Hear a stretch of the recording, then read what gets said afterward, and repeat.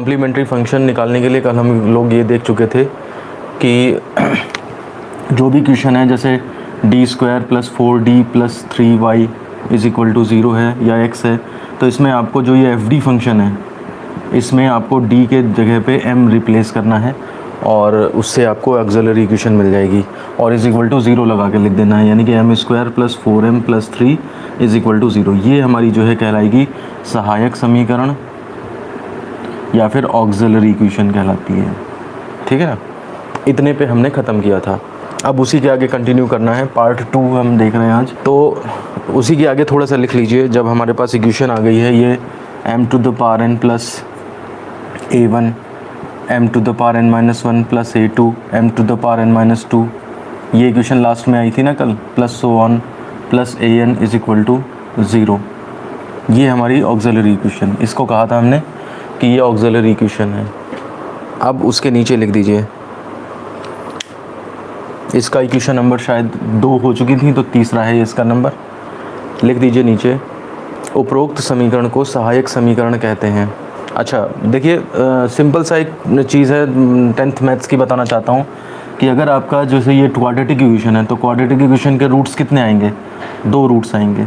अगर आपकी cubic equation होती, ठीक है ना, तो उसके कितने रूट्स आते, 3 आते। कहने का मतलब ये है कि जितने घात की समीकरण होती है उसके रूट भी उतने ही आते हैं, उसके मूल भी उतने ही आते हैं। तो अगर हमारे पास ये जो है इक्वेशन वो n पार में है, इसकी पार देखिए n है, तो इसके रूट्स कितने आने चाहिए, इसके जो रूट्स हैं वो n आने चाहिए। ठीक है ना, n घात की समीकरण है, n घात का बहुपदीय समीकरण है और उस केस में उसके रूट्स कितने होंगे, n। इस बात को हम लिखने जा रहे हैं, समझाने के लिए मैंने इधर से समझा दिया है, लिखेंगे हम इसके लिए। लिखिए, आपने लिखा ना, सहायक समीकरण कहते हैं जो कि n घात का बीजगणितीय समीकरण है, फुल स्टॉप। अतः इसके n मूल होंगे। इन्हीं मूलों की प्रकृति पर कॉम्प्लीमेंट्री फंक्शन निर्भर करता है। इसे थोड़ा सा आसान शब्दों में मैं समझा देता हूँ एक बार फिर से और फिर आगे चलते हैं। मान लिया, सपोज़ करिए हमारे पास एक इक्वेशन थी d² + 2d + 3 और y = सपोज़ x थी ये इक्वेशन। ठीक है, तो d² + 2d + 3 × y = x, ये हमारे पास अगर इक्वेशन है और आपने क्या किया, इसका ऑक्सिलरी इक्वेशन अगर बनाना चाहते हैं तो उसके लिए हमने तरीका ये सीखा कि राइट साइड को 0 पुट कर दीजिए, वो उसको मत कंसिडर करिए और इसमें केवल fd जो फंक्शन है इसमें d की जगह पे आप m रख दीजिए। तो ये हो जाएगा m² + 2m + 3 = 0।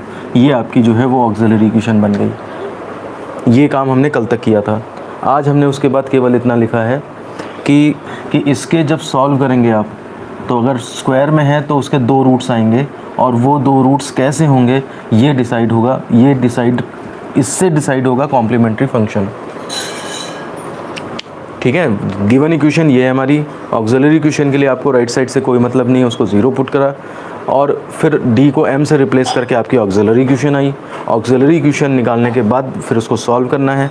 सॉल्व करके 2 या 3 4 जो भी रूट्स आएंगे उन रूट्स के बेसिस पे डिसाइड होगा कि कॉम्प्लीमेंट्री फंक्शन क्या है। तो ये जो 2 रूट्स मिलकर के जो बेस बना रहे हैं, जिस बेस पे ये CF डिसाइड हो रहा है, ये बेस जो है वो 4 तरह का होता है। अगर हमारे रूट्स रियल हैं और अनइक्वल हैं, रियल हैं और इक्वल हैं, इमेजिनरी हैं या फिर वो इरेशनल हैं, तो 4 केस बनते हैं कि आपके रूट्स कैसे आएंगे तो कैसा कॉम्प्लीमेंट्री फंक्शन होगा। ये चारों केस आपको रटने पड़ेंगे, हम सॉल्व करके अभी दिखाएंगे इनको। ये केस रटने पड़ेंगे और ये क्वेश्चन में एज इट इज़ अप्लाई होंगे जा करके। तो इसलिए ध्यान से समझिए कि ये किस तरह से निकाले जा रहे हैं। तो हम केवल अब इतना देखने जा रहे हैं कि मूलों की प्रकृति, रूट्स का जो नेचर है, उससे आपका कॉम्प्लीमेंट्री फंक्शन कैसे डिसाइड होगा। तो केस फर्स्ट डालिए, सबसे पहले केस फर्स्ट से भी ऊपर लिख दीजिए, माना ऑक्सिलरी इक्वेशन के n roots m1, m2, so on mn हैं। ये रूट्स निकले मान लिया उसके जनरल। अब इसमें केस फर्स्ट चलाइए, if roots are real and different का मतलब अनइक्वल। रियल नंबर्स हैं मतलब 1 2 3 4 -1 -2 -3 इस तरह के नंबर्स हैं, और अनइक्वल है मतलब कोई भी 2 रूट सेम नहीं है, सब डिफरेंट हैं। यदि मूल वास्तविक तथा बराबर नहीं हैं, या फिर अलग अलग हैं। ऐसे केस में सॉल्यूशन क्या होगा? तो ऐसे केस में देखिए y is equal to C E to the power M X, ये सॉल्यूशन लिया था ना हमने कल का, ध्यान करिए। हमने सॉल्यूशन जो माना था अपनी तरफ से y is equal to C E to the power M X, और उसी के बेस पे जो है वो इस तरह की ऑक्सिलरी इक्वेशन आई थी।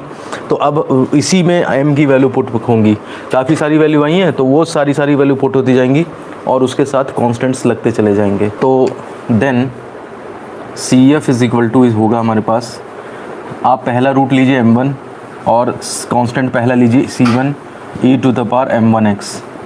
ध्यान से समझ लीजिए, ये चीज़ बार बार करनी पड़ेगी आपको पूरे चैप्टर में। c2 e to the power m2x plus c3 e to the power m3x, मतलब डिफरेंट रूट है तो अलग अलग एक कांस्टेंट लगाते जाइए और e टू द पावर में वो रूट रखते चले जाइए, plus so on cn e to the power mnx। In general लिख दिया है मैंने। अब आपके 2 रूट आते हैं तो यहीं तक खत्म हो जाएगा, 3 रूट आते हैं यहाँ तक खत्म हो जाएगा, 4 रूट आते हैं यहाँ तक खत्म हो जाएगा। एक रूट नहीं आएगा। क्यों नहीं आएगा एक रूट? क्योंकि हमारे पास हायर ऑर्डर की डिफरेंशियल इक्वेशन है, ठीक है ना। डी स्क्वायर तो होएगा ही होगा, और डी स्क्वायर होगा तो एम स्क्वायर बनेगा, एम स्क्वायर बनेगा, इसका मतलब 2 रूट तो आपके आएंगे ही आएंगे, ये गारंटी है। इसका एग्जाम्पल अगर लिखना चाहें आप तो लिख दें, इफ़ रूट्स आर 2, 3, 6 निकले, -6 एक कर लो, देन कॉम्प्लीमेंट्री फंक्शन कितना बनेगा? c1 e to the power 2x plus c2 e to the power 3x plus c3 e to the power -6x। बस ये आपका कॉम्प्लीमेंट्री फंक्शन बन जाएगा। तो क्वेश्चंस में ये इस तरह से आएगा। यहाँ पर जो हमने लिखा है वो जनरलाइज्ड वे में लिखा है। केस सेकंड डालिए, if roots are real and equal, यदि मूल वास्तविक तथा बराबर हैं। तो पहले तो मैं जनरलाइज्ड वे में लिखता हूँ, उसके बाद आपको फिर एग्जांपल समझाऊंगा, तब जाके आसान लगने लगेगा। अभी जनरलाइज्ड वे में देखने पे थोड़ा मुश्किल सा लगेगा। ये जो जनरलाइज्ड वे में चलाते हैं ना हम चीज़ें, यही ज़्यादा काम आती हैं बाद में, यही आपके दिमाग के द्वार खोलती हैं। अब आप इनको यूज़लेस समझ के छोड़ दीजिए और डायरेक्ट अपना क्वेश्चन करने लीजिए, तो उससे आपकी लॉजिकल पावर इंक्रीज़ नहीं होगी। अच्छा, बराबर अगर रूट्स हैं तो मान लेते हैं, माना r रूट्स, मतलब टोटल तो n आए हैं ना रूट्स, टोटल तो n है, इसमें से r रूट्स बराबर हैं, माना r रूट्स बराबर हैं और उनकी वैल्यू क्या है? माना m है, ठीक है ना। शेष जो n - r बचे वो रूट्स जो हैं मूल भिन्न भिन्न हैं। बात को समझिए आप। ऐसा 2 रूट बराबर हो सकते हैं, 3 बराबर निकला है, 4 बराबर निकला है, 5 बराबर निकला है, तो माना n रूट्स बराबर है, उनकी वैल्यू m है, और बाकी n - r जो बचे वो भिन्न भिन्न हैं। तो मैं ज़रा इसका मतलब एक लिख देता हूँ लाइन, आपको लिखने की ज़रूरत नहीं है। जैसे मान लिया m1 m2 सोन mn थे, ये रूट्स थे ना, इसमें से r बराबर हैं, यानी कि mr वाला और ले लीजिए, ये यहाँ से यहाँ तक जो हैं वो सब ये r रूट्स हो गए, और ये बचे हुए कितने हो गए? n - r रूट्स हो गए। इसमें किसी को दिक्कत नहीं होनी चाहिए। r रूट्स बराबर है, यानी कि इसकी भी वैल्यू m है, इसकी भी वैल्यू m है, इन सब की वैल्यू m है, और बाकी सबकी डिफरेंट है। तो अगले वाले की क्या वैल्यू होगी? अगले वाले की आप mr+1 मान लो, इसको mr+2, ये वही वाला नंबर तो आएगा, और लास्ट वाला तो mn है ही। कहने का मतलब है m1 से लेकर mn तक जो n रूट्स थे, ये टोटल मिला के n रूट्स थे, उनमें से r रूट्स की वैल्यू सेम है और बाकी बचे अपना डिफरेंट हैं। ये सिचुएशन है, ये समझा तो दिए मैंने, लिखा नहीं जाएगा ये कुछ, इसको दिमाग में रखिए आप। अब मैं CF लिखना स्टार्ट करता हूँ, then CF is equal to क्या हो जाएगा हमारा? तो तरीका इनका ये होता है कि जितने रूट्स बराबर हैं उतने कांस्टेंट और एक x बढ़ाते चले जाते हैं हम। पहले में केवल कांस्टेंट, दूसरे में एक x, तीसरे में चौथा दूसरा x, ऐसे करके बढ़ाते हैं। जैसे देखिए मैं बताता हूँ, पहला कांस्टेंट लिया c1 bracket start plus c2x, ये दूसरे रूट के लिए लिख दिया हमने, प्लस c3x स्क्वायर, ये तीसरे रूट के लिए लिखा है। और ऐसे करते करते हम चले जाएंगे जितने रूट हमारे बराबर हैं। mr वाला रूट बराबर है ना, तो इसलिए हम क्या करेंगे, cr और x की पावर 1 कम, x to the power r-1। जो हमारे r रूट्स हैं उनके लिए हम ये एक्सप्रेशन लिखेंगे। इश्तियाक क्या पढ़ा रहे हैं, कुछ पल्ले नहीं पड़ रहा है। एक्चुअली ये डायरेक्ट देखेंगे आप, शुरू से देखेंगे तभी ये समझ में आएगा, ठीक है ना। डिफरेंशियल इक्वेशन जो यूनिट है वो ऐसी मतलब इतनी आसान नहीं है, लेकिन बहुत आसान हो जाएगी अगर आप रेगुलर इसको बिल्कुल डीप में जाके पढ़ें तो A to Z तब समझ में आएगा। अच्छा, इसके साथ ही e टू द पावर और जो वैल्यू है इन सारे रूट्स की m x ऐसे आ जाएगा। ये जितने एलिमेंट्स, जितने रूट्स आपके कॉमन हैं सबके साथ ये काम किया जाता है। अगर आपके 2 ही रूट कॉमन होते तो इतना लिख के और ब्रैकेट क्लोज करके आप e to the power mx लगा देते। 3 रूट इक्वल होते तो 3 बार लिख के यहाँ तक पहुँचते और आप e to the power mx लगा देते। जितने रूट्स हैं उनके लिए काम चलता रहेगा। और अब आगे जो नहीं बराबर हैं प्लस, उनके लिए सिंगल सिंगल, जैसे अभी हमने केस फर्स्ट देखा था ना, सिंगल सिंगल चलता रहेगा। तो देखिए CR तक तो पहुंच चुके हैं हम, CR+1 अगला कांस्टेंट लिया और e टू द पावर उससे अगला वाला e to the power mr+1 into x। देखिए थोड़ा सा लिखने में अजीब सा लग रहा होगा आपको, लेकिन आप दिमाग लगाओगे तो जिस तरह मैं सोच रहा हूँ अगर आप उसी तरह सोच रहे हो तो बहुत आसान लगेगा। मुझे बताइए क्लियर है ये अगला वाला टर्म? एक अगला कांस्टेंट यूज़ किया है और e to the power mr+1 अगला वाला रूट हमने वो वैल्यू डाल दी है, ठीक है ना। ऐसे ही फिर आगे चलती चली जाएगी वैल्यू। मैं लिख देता हूँ एक टर्म और, प्लस CR+2 अगला constant e to the power mr+2 into x उससे अगला वाला रूट, और ऐसे करते चलता चला जाएगा। और प्लस C1 से शुरू किया तो लास्ट में nth वाले में Cn आ जाएगा और e to the power mnx आ जाएगा। ये आपका CF बनेगा जा कर के इस केस में। मुझे लिखिए और बताइए मुझे कि कोई दिक्कत तो नहीं है। अगर आप वही वैसे ही सोच पा रहे हैं जैसे मैं बता रहा हूँ तो ये बहुत आसान होगा, और अगर आप थोड़ा मिस कर गए हैं बीच में इधर उधर कुछ तो फिर ये प्रॉब्लम करने लगेगा। बस सिंपल सा इतना है कि जितने टर्म सेम हैं उनके साथ इस तरह एक पहला कांस्टेंट फिर एक x लगा के x² लगा के ऐसे करके ब्रैकेट के बाहर वो रूट की वैल्यू लिख दी जाती है, और बाकी रूट्स जो डिफरेंट हैं उनके लिए केस फर्स्ट अप्लाई कर दिया जाता है। मतलब केस सेकंड में मैंने केस सेकंड और फर्स्ट दोनों का कॉम्बिनेशन कर दिया है। रिपीट कर दें, देखिए मैं बताता हूँ फिर से आपको इसका एग्जांपल देखिए। अच्छा फिर मैं बताता हूँ, फिर इसी को दोबारा समझा देंगे। एग्जांपल लिखिए, if roots are 2, 2, 3 and 5 then CF is equal to कितना होगा। तो देखिए इसमें 2 रूट बराबर हैं और 2 डिफरेंट है। n-r पर जाएगा या नहीं, टोटल तो n टर्म है। ये देखिए ये टर्म कितनी है, ये r टर्म्स हैं, और ये आपकी कितनी टर्म्स हैं, यहाँ से लेकर यहाँ तक कितनी है, r+1 से लेकर के n टर्म्स हैं। आपने टर्म्स को एक्स्ट्रा नहीं किया है, आपने बस बीच के वाले का नाम दे दिया एक और। जैसे मान लीजिए सपोज़ करिए 1 से लेकर 10 तक नंबर लिखे। अब मैं करता हूँ कि 5वां नंबर और मतलब 5वें तक और डिफ़ाइन करके लिख देता हूँ कि 1 to 5 एंड 6 to 10। तो इससे टोटल नंबरिंग पे फ़र्क थोड़ा ना पड़ेगा। टोटल तो 10 नंबर पहले भी थे, 10 बाद में भी है। 1 to 10 काउंट सीधे हो जाते थे। अब ये है कि मैंने 5 तक का ब्रेकिंग कर दी है, तो 1 to 5 6 to 10 हो गया, तो टोटल नंबर तो अभी भी 10 रहेंगे। तो CF इज इक्वल टू देखिए क्या होगा, 2 रूट बराबर है ना, तो आप क्या करोगे C1 + C2x, बस इतना चलाया मैंने, bracket closed, e to the power जो वैल्यू है 2x वो वैल्यू यहाँ आ जाएगी। और डिफरेंट वाले हैं उनके लिए अलग अलग 2 कांस्टेंट यूज़ कर चुके हैं ना हम, तो C3 तीसरे के लिए C3 हो गया और e to the power 3x and C4 e to the power 5x। ये इसका कॉम्प्लीमेंट्री फंक्शन बनेगा जा करके।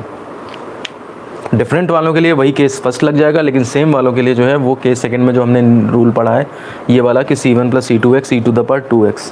अब इसे दोबारा से देख लीजिए, जो बच्चे इसमें दिक्कत महसूस कर रहे हैं उनके लिए हम जो है वो दोबारा से इसको समझा देते हैं। ध्यान से देखिए, हमारे पास रूट्स हैं m0 m1 m2 m3 so on और अप टू mn। ये हमारे पास टोटल कितने रूट्स हैं, n रूट्स आए इक्वेशन के। इसमें से मैंने मारा r रूट बराबर है, तो r कहीं होगा ना बीच में। ये इतने रूट्स सबकी वैल्यू m है यहाँ तक। अब r भी जनरल है, तो ये हमारे r रूट्स अलग हो गए और बाकी बचे हुए कितने हुए, n-r रूट्स अलग हो गए। m1 m2 mn की वैल्यू m है, लेकिन बाकी सबकी वैल्यू, इसकी वैल्यू mr के बाद वाले की mr+1 ही है। ये कुछ अलग है, mr+2 है, और ऐसे करते करते फिर हम mn तक पहुंच जाएंगे। नंबर बढ़ाए नहीं है हमने नंबर बीच के नंबर mr पे ब्रेक करा है, मतलब इतनों की अलग कहानी, उतनी की अलग कहानी अलग अलग है। तो जब बराबर हैं तो उस केस में नियम क्या होता है, ये नियम तो याद ही करना पड़ेगा कि C1 + C2x + C3x² हो जाता है। इसका कोई एक्सप्लेनेशन नहीं है कि क्यों ऐसा हो रहा है, मतलब होगा हायर लेवल पे होगा, ठीक है। तो C1 + C2x अगले वाले में कांस्टेंट के साथ एक x आ जाएगा, अगले वाले में x² आ जाएगा +1 और CRx⁻r−1। तो जितने रूट्स बराबर हैं आपके, r रूट्स बराबर हैं, तो आप क्या करेंगे, C1 + C2x ये पहले रूट के लिए हो गया, दूसरे रूट के लिए, तीसरे और rth रूट के लिए हो गया। पहले रूट में देखिए C1 आता है, C2 आता है, C3, तो इसमें CR आया और x की पावर एक कम होती जाती है, 2 है तो एक कम पावर, 3 है तो 2 है, तो r है तो यहाँ पे कितनी हो गई, r-1। तो जितने r रूट्स बराबर हैं उनके लिए हुआ जाके ये हिसाब। और फिर जितने डिफरेंट हैं, जैसे ये वाला डिफरेंट है mr+1, तो ये mr+1 e⁻ में लगा के, और नेक्स्ट कांस्टेंट CR के बाद कौन सा चलेगा, CR+1। इसके लिए C1 कांस्टेंट यूज़ हो रहा है, इसके लिए C2, इसके लिए C3, इसके लिए CR, इसके लिए CR+1, इसके लिए CR+2, इसके लिए CN। जाएगा तो वो 1 से n तक, जैसे वो M1 से Mn तक जा रहा था। तो बाकी के लिए हमने जो है अलग अलग, जैसे केस फर्स्ट में हम लगा के लिखते हैं उस तरह से लगा के लास्ट तक पहुंचा दिया हमने। क्वेश्चन करने पे आसान लगेगा, ऐसी बात नहीं है, ये निष्ठा सही कह रही है, लेकिन आपका ये है ना कि आपके लॉजिकल पावर मजबूत होनी चाहिए, क्या कौन सी चीज़ कहाँ से आ रही है। अब पता लगा सिंपल क्वेश्चन करते रहे, कहीं इस तरह की कोई चीज़ आ जाए तो फिर होश उड़ जाएंगे वहाँ पर। तो इसलिए वहाँ पर भी आप मैनेज कर पाएँ। अब केस थर्ड डालिए, लिखिए यदि मूल सम्मिश्र संख्याएँ हैं, इफ़ रूट्स आर कॉम्प्लेक्स। अब देखिए इसे n रूट्स पे चलाना बहुत मुश्किल है, जैसे हमने पिछले वाले में ही देखा, n रूट्स पे जब चला रहे थे तो कॉम्प्लिकेटेड एक्सप्रेशन बन रहे थे, ठीक है ना। तो इसलिए इसे 2 ही रूट पे चला के देखेंगे हम। मान लेते हैं, माना मूल अल्फ़ा ±i बीटा हैं। अच्छा, कभी कभी इसको हेडिंग ऐसे भी डाल दी जाती है, यदि मूल इमेजिनरी है, इमेजिनरी मतलब काल्पनिक है, तो काल्पनिक का मतलब केवल इतना होता है और कॉम्प्लेक्स का नंबर इतना होता है, मतलब इतना होता है। तो आप ध्यान करो कि अगर हम 0 ± i बीटा लिख दें तो कॉम्प्लेक्स तो वो भी है ना, इमेजिनरी और कॉम्प्लेक्स वो मिले जुले टर्म हैं, कोई इसमें वो ऐसा नहीं है कि कॉम्प्लेक्स लिख दिया तो अलग केस बनेगा और काल्पनिक लिख दिया तो अलग केस बनेगा। अच्छा, माना मूल अल्फ़ा ±i बीटा हैं। अब आप कहोगे कि प्लस ही आ जाए केवल, या अल्फ़ा -i बीटा आ जाए केवल, ऐसा हो सकता है क्या? तो इसके लिए आप छोटी क्लास में रूल पढ़ो जा करके, या 12th में पढ़ा होगा, या जिन लोगों ने 12th का रखा है, कि अगर कॉम्प्लेक्स रूट्स हैं तो वो हमेशा कॉन्जुगेट के साथ अपीयर होते हैं। ये रूल पढ़ा है कहीं? हाँ बिल्कुल, अमित सही कह रहे हो। रूट्स जो हैं, अगर कॉम्प्लेक्स रूट्स हैं तो वो हमेशा रूट्स ये वाले और रेशनलाइज्ड वाले रूट्स, इरेशनल मतलब जैसे 2 + √3 आ जाए, तो अगर 2 + √3 है तो 2 - √3 भी वहाँ पे होगा। वो धराचार्य वाला नियम नहीं लगाते हैं जब और इस तरह के रूट्स आने लगते हैं, तो देखिए धराचार्य फॉर्मूले में ही प्लस माइनस होता है। ये बात आप पहले अंडरस्टैंड कर लें, अपने दिमाग में बैठा लें कि अगर कॉम्प्लेक्स रूट आया तो अकेला नहीं आएगा, अल्फ़ा +i बीटा आया तो अल्फ़ा -i बीटा भी साथ में आएगा। तो देखिए अब हम अगर कॉम्प्लीमेंट्री फंक्शन निकालें इसका तो क्या होगा, देन कॉम्प्लीमेंट्री फंक्शन हम सॉल्व करके जो आंसर निकालेंगे वो रटना पड़ेगा आपको। प्रोसीजर आप बाद में भले ही भूल जाओ, कोई दिक्कत नहीं है। तो कॉम्प्लीमेंट्री फंक्शन इसका होगा, जाके देखिए रूट्स डिफरेंट है, केस फर्स्ट लगा दीजिए, C1 e⁻ कितना अल्फ़ा + i बीटा, एक रूट हमने ये लगा दिया, plus C2 e⁻ alpha -i beta, दूसरा रूट हमने ये लगा दिया, इंटू x। मैंने रूट्स सिंपली एक अल्फ़ा + i बीटा यहाँ रख दिया, एक अल्फ़ा -i बीटा दूसरे कांस्टेंट के साथ लगा दिया। अब देखिए C1 इसको ज़रा ब्रेक कर लीजिए, e⁻α x into e⁻i beta x, ये मैंने सम थे तो सब मल्टीप्लाई में सेपरेट कर दिया, plus C2 e⁻α x into e⁻−i beta x। इसमें देखिए आप e⁻α x सेम है, अगर हम इसको कॉमन ले लें तो अंदर बचेगा C1 e⁻i beta x plus C2 e⁻−i beta x। पुरानी पढ़ी हुई चीज़ें काम आती हैं हमेशा, ऐसा नहीं है कि आपने अगर कुछ पढ़ लिया है वो काम नहीं आएगा दोबारा। e⁻i बीटा x यानी कि e⁻i थीटा, इसका फॉर्मूला पता है किसी को कुछ? cos theta plus i sin theta, 12th class में देखा होगा आपने। एक्सपेंड कर दीजिए इसमें या इनको, तो ये हो जाएगा e⁻α x ब्रैकेट C1, और ये हो जाएगा आपका cos beta x plus i sin beta x, और plus C2 bracket cos beta x cos minus beta x plus i sin minus beta x. Cos के अंदर का माइनस ख़त्म हो जाएगा, cos minus theta cos theta होता है, और वो माइनस बाहर आ जाएगा बीच में। E to the power alpha x ये हो जाएगा C1 cos beta x plus i sine beta x plus C2 cos beta x minus i sine beta x. इसमें आप क्या करो, e to the power alpha x cos beta common ले लो, तो कॉस बीटा कॉमन तो C1 plus C2 ये हो जाएगा, और plus sign beta x common ले लो और आई B plus i sine beta x common ले लो, तो C1 माइनस C2। अब इसमें क्या करिए, ये कांस्टेंट है और ये भी कांस्टेंट है आई के साथ, put C1 plus C2 is equal to capital A and i C1 minus C2 is equal to capital B. तो CF हमारा हो जाएगा जाके e to the power alpha x A cos beta x, x छूट गया, plus sign beta x. आपको ये चीज़ direct याद करनी है। अगर आपके रूट्स आए अल्फ़ा प्लस माइनस आई बीटा, तो इस हिसाब से आपको ये कॉम्प्लीमेंट्री फंक्शन लिखना आना चाहिए। जो आपका रियल पार्ट है वो रियल पार्ट अल्फ़ा यहाँ मूव कर जाएगा e to the power, B नहीं लिखा है, अरे सॉरी, ठीक बहुत सही। तो अल्फ़ा रियल पार्ट आपका यहाँ पे आ जाएगा e to the power alpha x, और बीटा का यूज़ आप यहाँ कर लोगे। जैसे मान लिया सपोज़ करिए 3 प्लस माइनस 5i है, तो ये हो जाएगा e to the power 3x A sine A cos 5x plus B sine 5x। बस ये आपका आंसर हो जाएगा कॉम्प्लीमेंट्री फंक्शन, ठीक है ना। एग्जाम्पल 1 तो ये लिख लीजिए,